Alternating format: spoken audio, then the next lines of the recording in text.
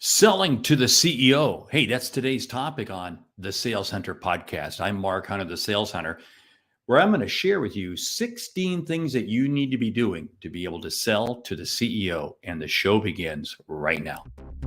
You're listening to the Sales Hunter podcast with Mark Hunter, where the focus is to help you as a sales leader sell with confidence and integrity. And now here's your host. Hey, this is the Sales Hunter podcast. And hey, if you've not had me come in and speak at your sales kickoff meetings, you got to reach out and call me, okay? Because, hey, I've got some dates on the calendar. Happy to make it happen for you. We're talking right now about how do you sell to the CEO. I'm going to give you 16 tips that you need to be doing. I'm going to break them down into 3 separate categories. Number 1, CEOs don't have budgets.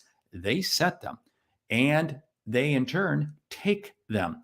Don't ever think for a moment that there's no money. No, the CEO has money, and they will spend that money because they don't have budgets. Number 2, CEOs want strategic answers. They don't buy stuff.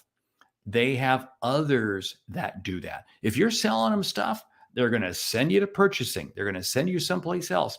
But what they want is they want strategic answers. Your questions have to be all wrapped around strategic topics.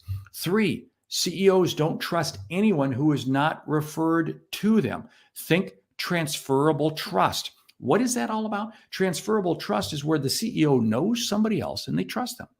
So then when that other person makes an introduction of you to the CEO is automatically going to think that you are a person they can trust because it's called transferable trust. Number 4, CEOs are outcome focused.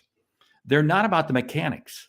That's really for somebody else to worry about. You see, if you want to go into a CEO conversation and start talking about how your product works or what it does, they're going to throw you out in a heartbeat because they don't care. What they want is they want outcomes. Number 5, CEOs value time. Brevity wins the day. Don't keep the meeting going just because you have scheduled time. Make it short, make it brief, because brevity wins the day with the CEO in everything. Number 6, CEOs are always looking for ways to get things off their plate. If there's a way for them to reduce their time, they're interested. That includes the meeting with you. So if you don't preset the value, preset the reason for them to meet with you, they will cancel the meeting. Number 7, integrity matters, because the CEO is a pretty lonely position. They value integrity. This is why they want somebody to be bringing you into them who they can trust, who they can respect.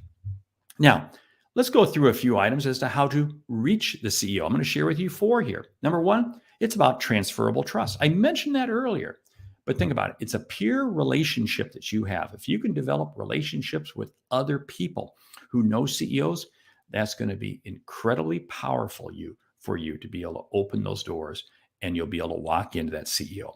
Number 2, industry associations or industry events. You see, CEOs many times are on a leading position in a trade association, some sort of a local event, maybe the Chamber of Commerce, might be the Cancer Society, might be something. So guess what? That means you need to be involved with those. You need to be playing in the same industry association events as they are. Now, they may not be taking an active role, okay, but they probably have some direct reports or some senior lieutenants who are. So again, this is a way for you to create those relationships. Number 3, you can get in through the door through a company peer or a highly regarded direct report. You know, the CEO that you want to meet with may be part of a larger organization that owns other companies, other divisions. Are there other people who you know in those who can help carry you in? Is there a highly regarded direct report? CEO may have 7, 10, 12 direct reports. There may be 2 or 3 in there that they really respect. Who are those people? Can they, in turn, through you building a relationship with them, have them bring you into the CEO?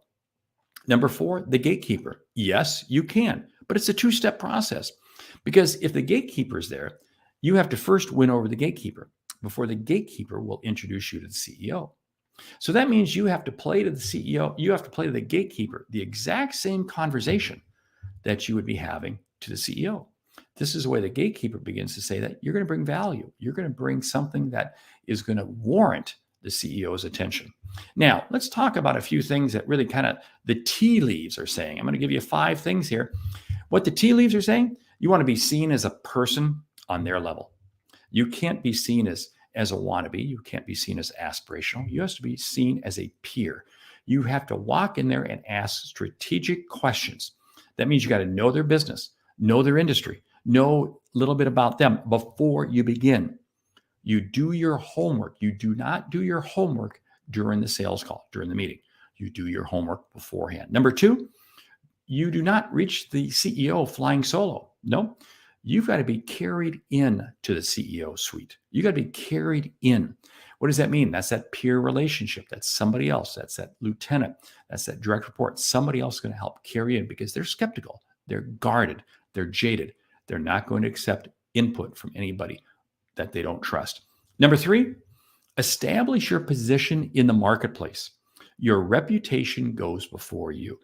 Nobody, we know this, nobody has a meeting with anybody without first checking them out online. Well, trust me, the CEO is going to make sure they do that, and they're going to do it at a deep dive. So you better make sure that your reputation in the marketplace is zeroed in on the industry, zeroed in on what it is that you do, because if they don't see you as bringing value to them from what your reputation says, they're not going to bring you in. Number 4, be prepared to go big. Invest. You may have to jump on an airplane, fly all the way across the country just to have a cup of coffee or just to have breakfast or lunch. That's what it may take. You may have to spend all day traveling to be able to attend a 1-hour breakout session in an industry event just to hopefully rub shoulders with the CEO as they're coming off the panel. You have to be prepared to go big and invest. And the last one here, number 5, or it's number 16 if you've been counting, play the long game. Cracking the CEO code, cracking the C-suite is not a short-term game. It is a long game. You have to play the long game. It will not happen overnight. There you have it. 16 things you need to know to sell to the CEO. Hey, you put these into play, you go back, you listen to this audio again, and it's going to get you to where you need to be. Hey, every week on the Sales Hunter podcast, I, Mark Hunter, bring you a short episode like this of a topic with exact things that you can do. We also deliver a second episode each week, a longer one, where it's more of an interview style, where I'm talking to a leading sales expert. What is it all about? It's about bringing you insights that you can use, insights that you can really use to up your game. Hey, this is the Sales Hunter podcast. Would you do me a favor? Please leave a review, would you? We need reviews. We love reviews. And do yourself another favor. Subscribe to the podcast so you never miss an episode. Hey, I'm Mark Hunter, the Sales Hunter. Great selling.